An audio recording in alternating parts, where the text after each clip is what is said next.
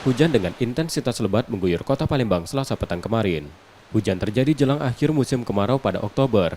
Penjabat Gubernur Sumatera Selatan menerangkan, hal itu berkat upaya teknologi modifikasi cuaca untuk memaksimalkan curah hujan serta pelaksanaan sholat istisqa sebagai ikhtiar. Satgas Karhutla Sumatera Selatan juga terus mengupayakan penanggulangan kebakaran hutan dan lahan. Beberapa waktu lalu, Satgas mendapat bantuan 350 personil TNI untuk pemadaman dan pencegahan di lapangan.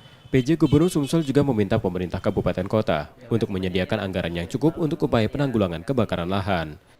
Maka kita akan masih melaksanakan penanggulangan ini baik Satgas Darat maupun Satgas Udara.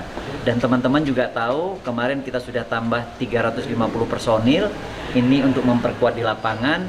Pertama untuk memadamkan api, kedua melakukan penyuluhan, ketiga mencegah agar masyarakat tidak melakukan pembakaran.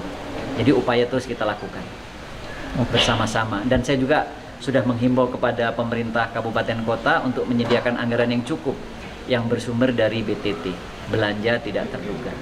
Sementara itu kualitas udara di Palembang masih dalam kategori berbahaya. Kabut asap akibat karhutla mengakibatkan nilai ISPU berada di atas angka 300 mikrogram per meter kubik. M. Rizky Nurmizan, Kompas TV, Palembang, Sumatera Selatan.